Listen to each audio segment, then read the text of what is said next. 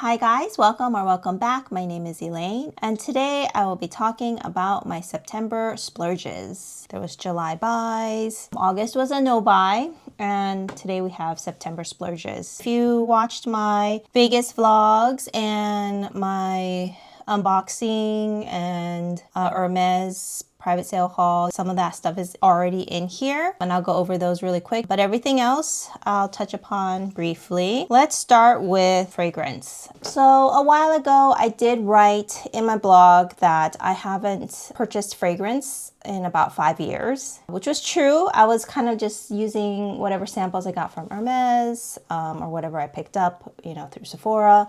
But for some reason, this year has been a banner year for fragrance for me. I actually bought quite a few. Probably started with my visit to McCullen's in San Francisco, where I first smelled Liis, L-I-I-S. I talk about it in my July buys video. But I did get the Discovery Set from Liis, which kind of started everything. So right here, I have my favorites of the Discovery Set. What ended up happening was one of the vials had leaked during transit, and so I emailed Liis and they actually sent me a whole nother Discovery Set. So I have repeats in here. So my favorite of all is Floating. The other two, this is Lucien, which is like more of a citrusy smell. It smells really good. And then the last one I have here is Rose Struck, which I also love. So all the other ones in the Discovery Set, I'm putting in a box to donate. I also have the Quince Fragrance Set. Have not tried any of these yet, but I actually got these perfume sample holders from Etsy. I'll put the link down below. They're made by 3D printing somewhere in the US. It's the perfect way to kind of store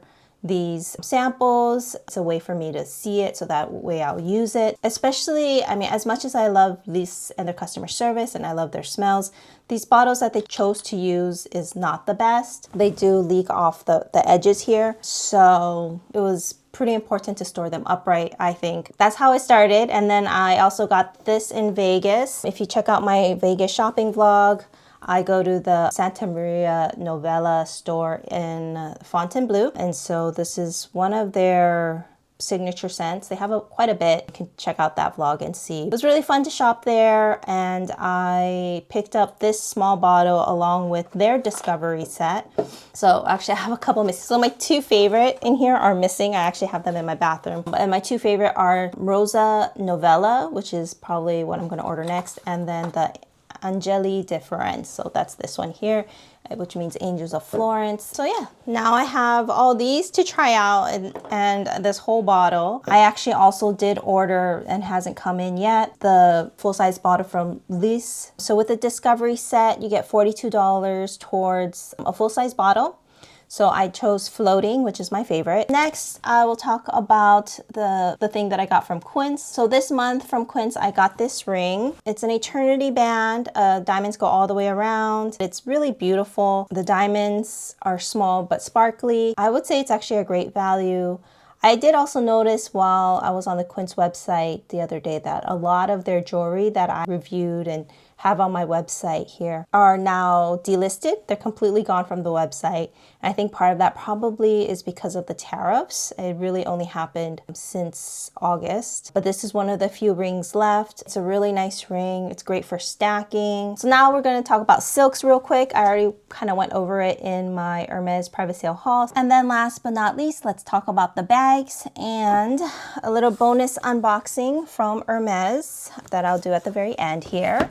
So the first bag that I got this month was this Michino Paris Boston bag. It looks a lot like the Hermes Plume, but this is smaller. So this is probably closest to size to the 28. If you're interested in the Hermes Plume, I have a comparison review of the 32, 28, and 28 Elan. And as much as I love the Hermes Plume bag, the straps are always just a tad short. It's a little snug. This one fits just right. It is so comfortable. Plenty of space here, at least a couple of inches. And the leather quality is gorgeous. So I found Michino through this leather tannery Instagram account called Tannier Remy Carriot. They basically are one of the premier leather tanneries in France. They do work with Hermes and they do work with a lot of bespoke artisans. And so I follow their Instagram account, and then they feature all the artisans they work with. And this is one of the brands that they work with closely. Michino is named after Mr. Michino. He's actually Japanese. He studied, I think, in the US, and then now he lives in Paris. He is a bag designer by trade. He worked for Givenchy and I think another brand, I can't quite remember, and then started to make his own line. And recently I feel like he's really been hitting his stride. A lot of his bags are very simple. You know, maybe they harken a little bit to other brands, like his Lucette bag. It kind of looks like a Fendi Peekaboo, but different. And of course, this is a classic style. So, you know, many brands have this kind of Boston bag style. I love the inside. It's a nice pop of color. There's 4 different color variations, I want to say. And navy, dark navy is my go-to. Both the inside and outside is made out of beautiful calfskin leather. Zipper's good. Comes, you know, zippers both ways. Handles fit over the shoulder, can clip together as well. And there's feet. I really love this bag. I bought this, and then right after I bought it, they brought in a bigger size. So this is more like the 28 plume. So the newer one that they have in the size is more like the 32. So that one fits a 13-inch laptop.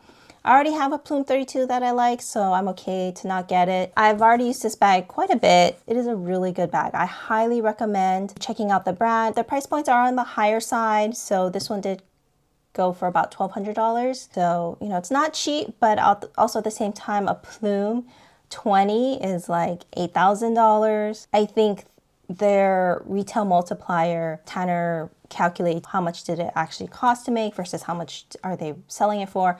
I think the multiplier for Michino, since it's a more mid-range luxury style bag brand, is more reasonable. Maybe probably a 4 or 5x.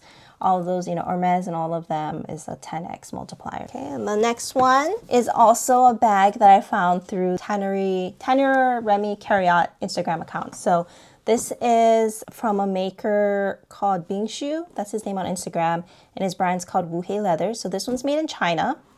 I forgot to mention Michino's made in Italy. So this one, of course, is going to be a little bit more affordable. This one's actually bespoke. So you put in the order and then he makes it and then, you know, ships it out. So I actually ordered this, I think, sometime in July. I got it in early September. So technically, I did not buy this in September. So this is made in the Berenia Faubourg ebony color.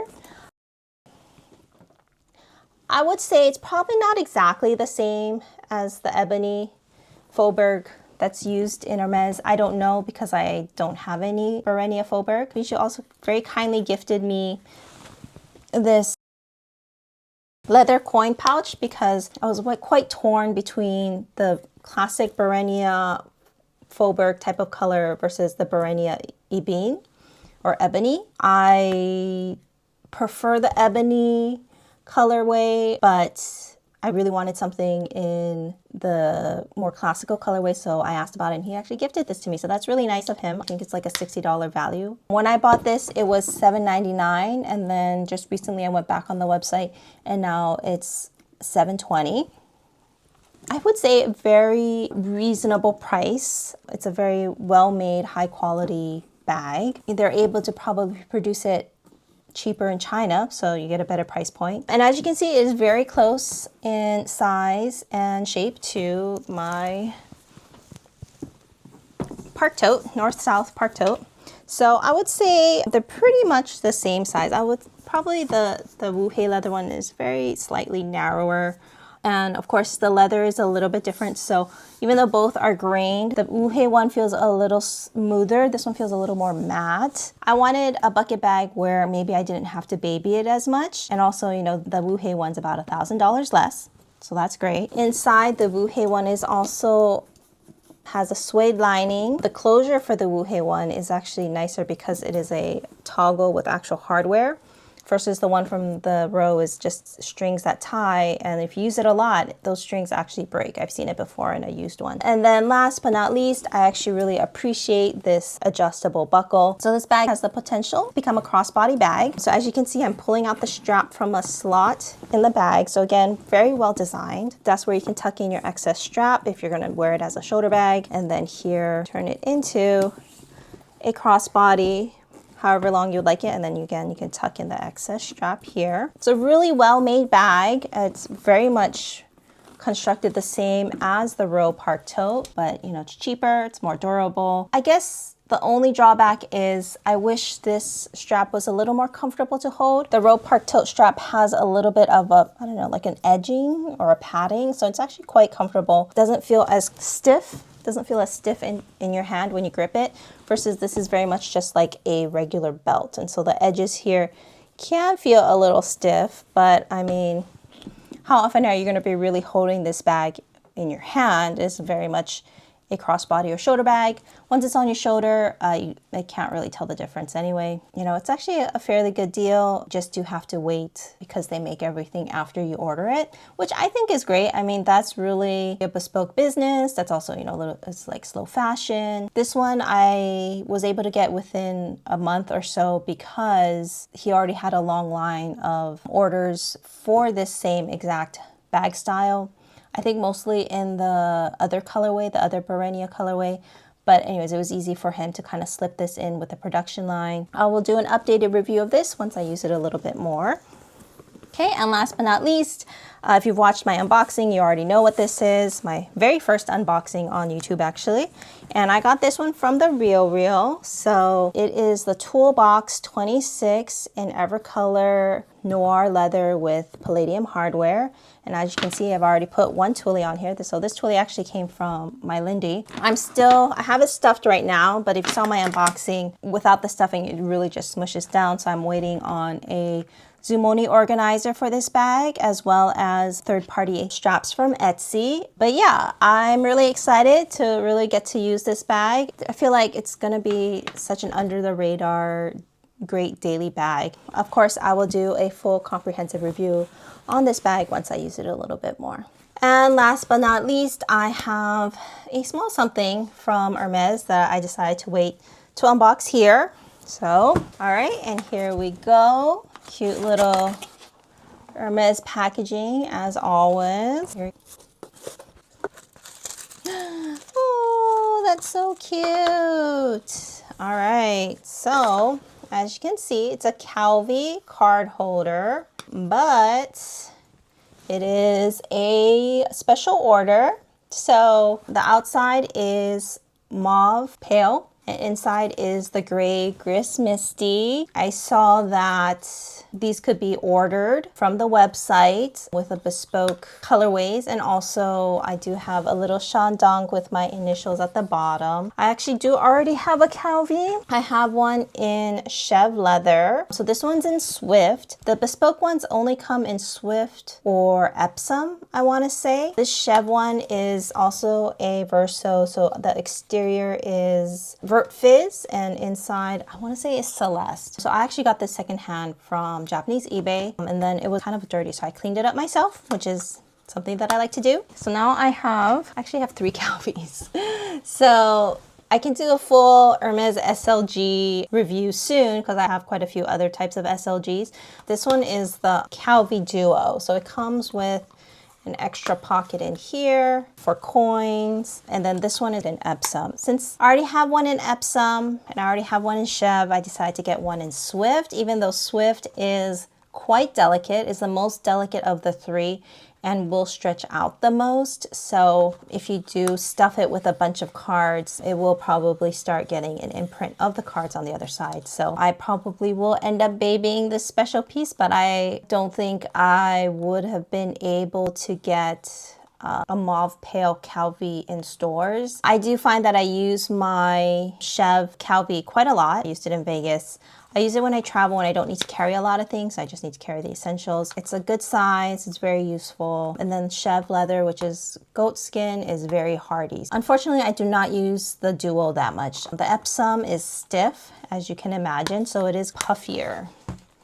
a much puffier card case. I also don't carry coins, so there's really no need for me to have a coin pouch. I do use this sometimes when I transport jewelry, either to my jewelers or to the Real. Instead of carrying a whole like jewelry pouch, I'll just throw some pieces in here, and I also throw some pieces in here, and it's actually quite secure, so nothing falls out. Even though I would say with the Epsom, because it's a much stiffer leather, you will have holes here, but nothing, I don't think anything could really fall out.